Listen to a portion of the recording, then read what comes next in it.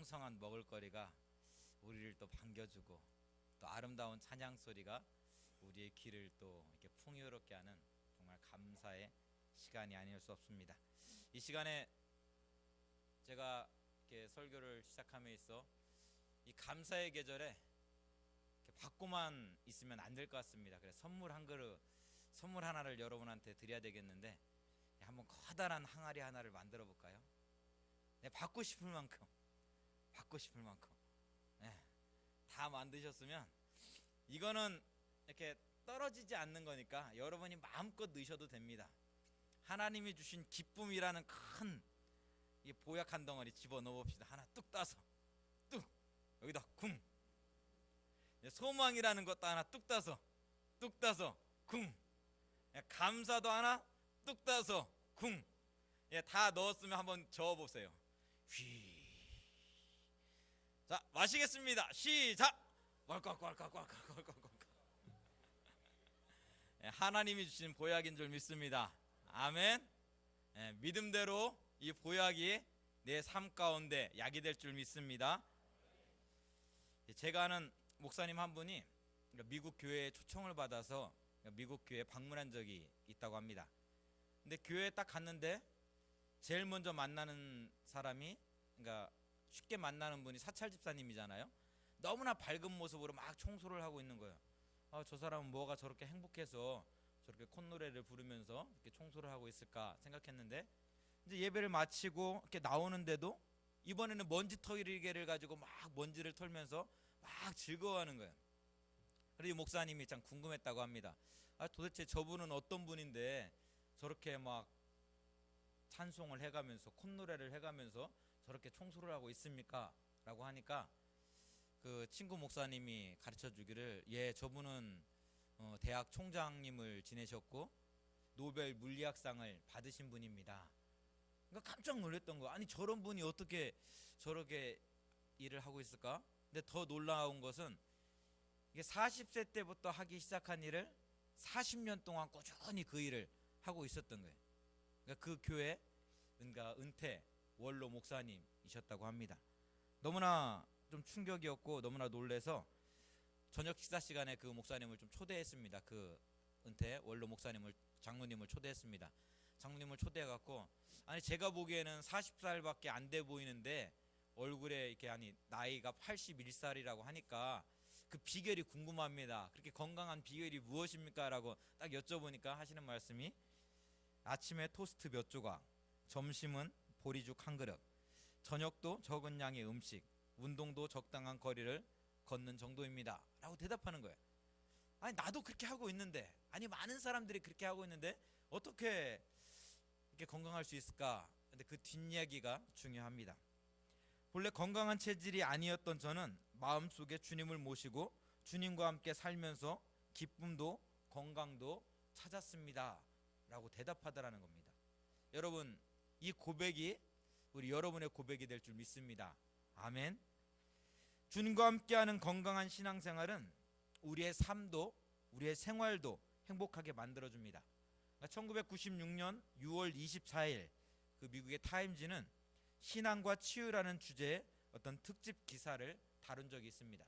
그러니까 전문 의학자들이 쭉 연구를 했는데, 심장수술 환자들 가운데 믿음으로 살아가는 사람들이 그렇지 않은 사람들보다, 그러니까 믿음이 없는 사람들보다 그 생존 확률이 높다라는 것이 발견되었습니다. 또 규칙적으로 신앙생활을 하는 사람들이 불신자들보다 혈압이 낮았고 심장병 발생률도 더 적고 우울증에 빠질 확률도 적다고 보고했습니다. 결론적으로 건강한 신앙생활을 하는 사람이 신앙생활을 하지 않는 사람보다 더 건강한 삶을, 건강한 영육간의 건강한 삶을 살다라는 그런 결과입니다. 근데 그 이유가 무엇일까 궁금하잖아요. 한번 찾아봤습니다. 지난 금요 기도회 시간에, 그러니까 몇 주 전이죠, 한번 말씀을 드린 적이 있는데, 또 이런 연구를 사람들이 했습니다. 사람이 살아가는 데 있어서 필요한 생명 에너지가 200이라는 어떤 평균 수치입니다. 그러니까 여기 계신 분들은 다 200은 넘으시는 것 같은데, 그냥 보통 건강하다고 하는 사람들이 가지고 있는 생명 수치 에너지가 200이라는 에너지 수치로 이게 딱 계산이 되어진다고 합니다. 그런데 이 에너지가 교만하면 175로 떨어지고, 막 열받고 분노하면 150으로 떨어지고, 욕심부리면 125로 떨어지고, 근심하면 100으로 떨어지고, 불평불만하면 75로 떨어지고, 절망에 빠지면 50으로 떨어진다고 합니다. 그러니까 목사님 오전에 설교하신 것처럼 불평하면서 밥을 먹는 사람은 하나님이 200을 주셨는데 75의 에너지를 가지고 밥을 먹는 거예요. 그러니까 밥이 아니라 때로는 독으로 나에게 찾아오는 거죠. 그러니까 밥을 먹는 게 아니라 똑같은 밥인데 독을 먹고 있는 거예요. 근데 반대로 사람들에게 친절을 베풀면 200은 250으로 올라간다고 합니다. 소망을 가지면 310으로 올라가고, 용서하면 350, 다른 누군가를 이해하면 400, 사랑하게 되면 500, 감사하게 되면 540까지 올라가게 됩니다. 그러니까 오늘 점심 메뉴에 그 고기 삶은 것이 나왔는데, 그러니까 똑같은 고기를 먹는데 어떤 사람은 540의 에너지를 가지고 먹으니까 이건 보약인 거예요, 보약. 근데 어떤 사람은 50으로 먹으니까 이 고기가 이게 분해가 안 돼 가지고 소화불량이 생기고 이게 독이 되는 거예요. 똑같은 밥을 먹는데도 한 사람은 그 밥이 생명의 양식으로 주어지고 있는데, 한 사람에게는 그 밥이 그 생명을 망가뜨리는 어떤 것으로 찾아오더란 것입니다. 그런데 이 에너지 공식은 과학자들이 발견하기 이전에 이미 성경에 쓰여있던 하나님의 말씀입니다. 항상 기뻐하라, 쉬지 말고 기도하라, 범사에 감사하라. 이것이 너희를 향한 하나님의 뜻이다. 기뻐하며 살래요. 기도하면서 소망을 가지고 살래요. 범사에 감사하면서 살래요. 이것이 하나님의 뜻이다. 다른 말로 이야기하면 이것이 내가 너를 만들었을 때 너가 이 땅에서 가장 행복하고 즐겁게 살 수 있는 비밀 열쇠다. 이 비밀 열쇠를 하나님께서 저와 여러분에게 허락해 주셨는데, 어떤 사람은 이 열쇠를 마음껏 열어서 이 기쁨의 보약을, 소망의 보약을, 감사의 보약을 늘 먹으면서 사는 사람이 있고, 어떤 사람은 하나님이 열쇠를 주셨는데 이걸 꽁꽁 잠궈놓고 그냥 불평과 불만과 원망과 절망 가운데 하루하루를 살아가는 사람이 있더라는 것입니다. 여자분들이 여기 많이 계신데 여자분들 중에 가장 예쁠 때가 있는 것 같아요. 제가 보기에 여자들이 가장 예쁠 때는 결혼하기 직전이 아닌가 싶습니다. 결혼하기 직전에는 안 발라놔도 막 예뻐요. 그냥 막 얼굴이 번들번들하고 그냥 예뻐. 근데 더 예쁠 때가 있어요. 더 예쁠 때가. 제가 저희 집사람 보면서 지금까지 봤던 것 중에 가장 예쁠 때가 있더라고요. 언젠가 봤더니 아이를 출산하고 나서 그 모습은 정말 하늘에서 내려온 천사의 모습 같아요. 너무나 예쁜 거예요. 근데 다른 분들도 한번 이렇게 쭉 살펴봤습니다. 근데 아이를 출산하고 난 여인들의 얼굴의 모습은 한결같이 얼굴에서 막 빛이 나요. 광채가 나요. 왜 그럴까요? 가장 많은 사랑을 하고 가장 많은 사랑을 느끼고 그 사랑을 몸으로 친히 부대끼고 살고 있기 때문에 그렇습니다.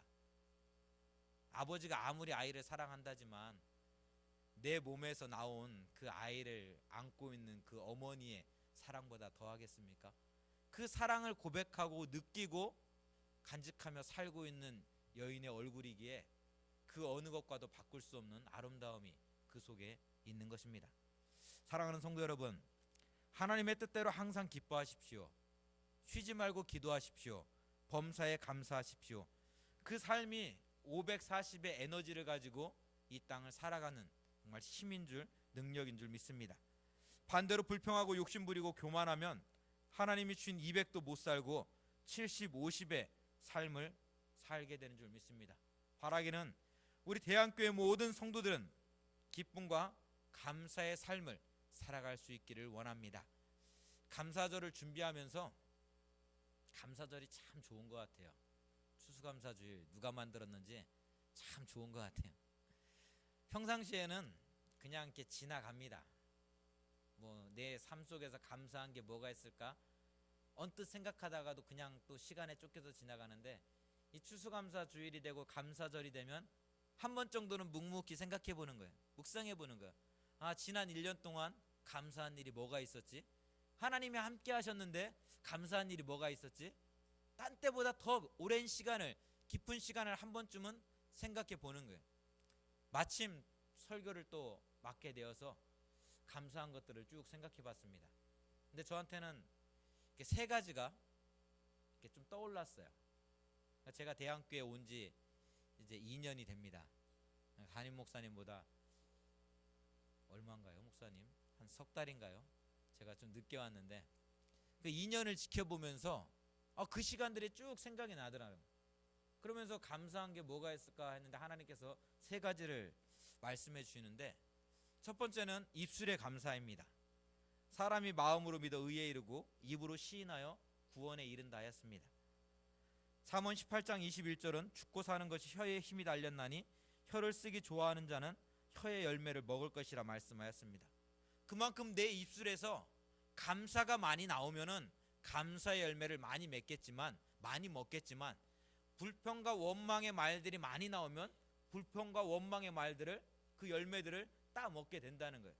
근데 지난 시간들을 쭉 돌아보는데 너무나 감사한 것은 우리 대한교회, 우리 입술 가운데, 대한교회 막 돌아다니고 있는 이 말들 가운데 감사의 말들이 너무나 많아진 거예요. 여러분들은 어떻게 느끼실지 모르겠습니다. 제가 느끼는 거는 그렇습니다. 그러니까 모일 때마다, 함께 할 때마다 뭐 원망하고, 때로는 막 누구를 막 정말 이렇게 막 이간질하고 막 그런 말들이 아니라 감사의 말들이, 어떤 찬송의 말들이 막 돌아다니는 거예요. 얼마나 감사한지 모르겠습니다. 두 번째, 쭉 지난 시간들을 돌아보면서 감사한 것은 얼굴의 감사입니다. 출애굽기 34장에서 모세가 하나님을 만나고 났더니 얼굴에 광채가 나서 수건으로 그 얼굴을 덮었대요. 그렇습니다. 사랑하게 되면은 그 얼굴을 아무리 감춰도 그 얼굴에 빛이 나요. 속에서 그냥 기쁨이 있으면 얼굴을 감추어도 그냥 얼굴에 기쁨이 나요. 근데 불평이 쌓이고 원망이 쌓이고 분노가 쌓이면 아무리 감추려 해도 얼굴에 그냥 표시가 납니다. 그런데요, 우리 대한교회 성도님들 모습을 바라볼 때마다 얼굴에 광채가 나는 거예요. 광채까지는 아직 조금 덜 갔다 할지라도 얼굴이 너무나 많이 바뀌고 있는 거예요. 1년이라는 시간 동안 어떻게 저렇게 얼굴이 바뀔 수가 있을까 싶을 정도로 그 얼굴이 바뀌어 있습니다. 사람이 힘들면요, 아무리 신앙인이라 할지라도 입에서 불평이 나오고 얼굴이 찡그러들 수밖에 없습니다. 그런데 그거를 멈추어 세울 수 있는 사람, 그 사람이 은혜의 사람인데, 그것을 멈추어 세우고 얼굴 가운데 감사가, 기쁨이, 소망이 흘러넘치고 있다는 것은 정말 놀라운 하나님의 은혜가 아닐 수 없습니다. 링컨이 나이 40이 되면 자기 얼굴에 책임을 져야 된다는 그런 말을 했는데, 우리 대한교회가 다 음년도가 이제 40년이 되는 해인 거잖아요. 이 40년을 준비하면서 막 준비하는 것 같아요. 대한교회 얼굴을 정말 하나님의 얼굴처럼 가꾸고 정말 변화시켜 나가는 것 같습니다. 그 모습이 얼마나 감사한지 모르겠습니다. 세 번째로 감사한 것은 행동의 감사예요. 행동의 감사. 창피한 이야기지만, 좀 부끄러운 이야기지만, 또 제가 이런 이야기하면 또 저 싫어하는 분들 생길라나 좀 걱정도 되지만, 제가 대한교회 처음 와서 좀 답답한 게 한 가지 있었습니다. 답답하고 이해가 안 가는 한 가지가 있었어요. 뭐냐면, 행사가 끝나면 사람들이 물밀듯이 싹 빠져나가는 거예요. 그럼 나머지 뒷정리는 누가 하라고? 본당에서 행사를 했는데 본당에 사람이 아무도 안 남아 있어요. 뒷감당할 사람이 없는 거예요. 바자회가 끝나면 사람들이 썰물처럼 싹 빠져나가는 거예요. 그럼 뒷감당을 누가 하라고? 좀 당황했었습니다. 처음에는. 이거 무슨 분위기지? 왜 그러지? 뭐지? 그런데요, 1년이 지나고 정반대의 모습들이 막 나타나기 시작합니다. 일이 있을 때마다 일이 끝날 때마다 막 남전도의 회원들이 쫓아오고요, 청년들이 쫓아오고요, 여전도의 회원들이 쫓아와서 정말 힘든 일인데, 어려운 일인데 뚝딱뚝딱뚝딱 그 일들을 해내고 있습니다. 그러니까 한국에 일하는 사람들의 얼굴에 불평이 없어요. 나 혼자 할 것 같으면 왜 나 혼자 이 일을 해야 돼? 사람들은 안 오고 누구누구는 안 오고 왜 안 오고 하면서 일을 하면서도 불평일 텐데, 일을 하면서 기쁜 거예요. 웃으면서 그 일들을 해내고 있는 거예요. 그 모습이 얼마나 감사한지 모르겠습니다. 여러분, 바자회 끝나고 여러분 느끼셨는지 모르겠습니다. 바자회 끝나고 막 어디서 밀려오는지, 막 남자들이 쫙 밀려오고, 청년들이 밀려오고, 뭐 여전도에서 쫙 밀려오고 뚝딱뚝딱 하더니 한 1시간 정도가 지났을까요? 그러니까 교회가 깨끗한 거예요. 그 다음날 예배를 드려야 되는데 정리가 싹 돼 있는 거예요. 교회 앞마당이 깨끗하게 정리가 돼 있는 거예요. 이것이 하나님께서 우리 대한교회에게 주신 정말 놀라운 큰 은혜인 줄 믿습니다. 누가 시킨다고 해서 이 일들이 되겠습니까? 누가 하라고 한다고 해서 이 일들이 되겠습니까? 그렇지 않습니다. 하나님께서 우리에게 은혜를 주셨고, 우리가 그 은혜 가운데 머물러 있기에 그 모든 일들을 감당해 내고 있는 것입니다. 하나님의 은혜는, 정말 믿음의 큰 능력은 막 불이 내리고 그런 데서 나타나는 것이 아니라 우리의 삶의 자리에서 하나님의 형상이, 하나님의 모습이 드러나는 것, 그것이 바로 믿음의 능력일진데, 우리 대한교회가 이 40년을 준비하면서 맞이하면서 그 믿음의 능력들이 정말 이곳저곳에서 흘러 넘쳐나는 그 모습이 얼마나 기쁘고 감사한지 모르겠습니다. 항상 기뻐하는 것, 쉬지 않고 기도하는 것, 범사에 감사하는 것, 믿음이 없이는 불가능한 일들입니다.